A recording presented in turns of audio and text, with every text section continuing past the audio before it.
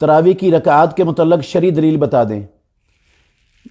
حدیث ہے صحیح بخاری شریف میں، ابو سلمہ بن عبد الرحمن رحمۃ اللہ علیہ کہتے ہیں کہ عائشہ ام المومنین رضی اللہ عنہ سے انہوں نے پوچھا، رسول مکرم صلی اللہ علیہ وسلم رمضان میں رات کو کتنی نماز پڑھتے تھے؟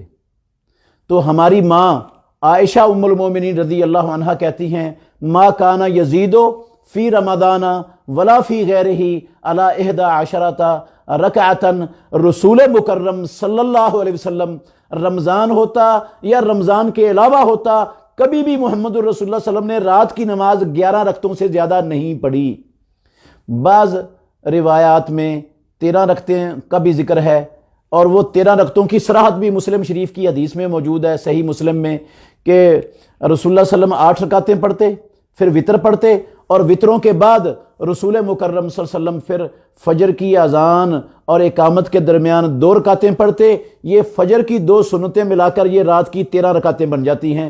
حضرت عائشہ صدیقہ رضی اللہ عنہا کی صحیح مسلم کی حدیث میں اس کی صراحت ہے۔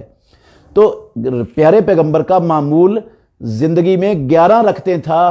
11 رکعتیں یہ اللہ کے نبی کی سنت ہے، اور یہی صحابہ رضوان اللہ علیہ مجمعین کا طریقہ ہے۔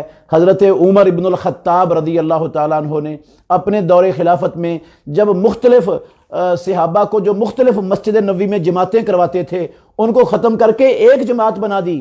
مردوں کا امام ابی بن کعب رضی اللہ عنہ کو بنا دیا، اور عورتوں کا امام تمیم داری کو بنا دیا، اور ان کو حکم دیا کہ لوگوں کو 11 رکعتیں پڑھاؤ۔ یہ حضرت عمر رضی اللہ عنہ مسلمانوں کے دوسرے خلیفہ راشد، انہوں نے حکم دیا 11 رکعتیں پڑھانے کا، تو سارے صحابہ 11 رکعتیں پڑھتے تھے۔ امام الانبیاء محمد الرسول اللہ صلی اللہ علیہ وسلم سے پوری نبوی زندگی 11 رکعتوں سے زیادہ پڑھنا رات کی نماز یہ ثابت نہیں ہے۔ خلفائے راشدین میں سے کسی خلیفہ راشد سے صحیح سند کے ساتھ ثابت نہیں ہے، صحابہ میں سے کسی صحابی سے ثابت نہیں ہے۔ تو ہم ہمیشہ خطبوں میں سنتے ہیں، خیر الہدی ہدی محمد صلی اللہ علیہ وسلم، طریقوں میں سے سب سے بہتر طریقہ امام الانبیاء محمد الرسول اللہ صلی اللہ علیہ وسلم کا طریقہ ہے۔ تو اللہ کے نبی نے ساری زندگی جب نہیں پڑھی 11 رکعتوں سے زیادہ، تو ہمیں بھی آپ کی تعداد سے بڑھ کر کام نہیں کرنا چاہیے، کیونکہ سب سے بہتر طریقہ یہ رسول اللہ کا ہے، صحابہ کا طریقہ ہے۔ تو انہوں نے بھی 11 رکعتوں سے زیادہ نہیں پڑھی، رسول اللہ صلی اللہ علیہ وسلم نے بھی 11 رکعتوں سے زیادہ نہیں پڑھی۔ بعض لوگ 20 رکعتیں پڑھتے ہیں اور ایک روایت پیش کرتے ہیں جو موضوع منکر روایت ہے، انتہائی ضعیف ہے، جس کو احناف کے بڑے بڑے جید محقق علماء نے بھی ضعیف تسلیم کیا ہے اور ضعیف قرار دیا ہے۔ تو صحیح ایک روایت بھی اللہ کے نبی سے یا صحابہ سے ثابت نہیں ہے کہ انہوں نے کبھی 20 رکعتیں یا 23 رکعتیں پڑھی ہوں۔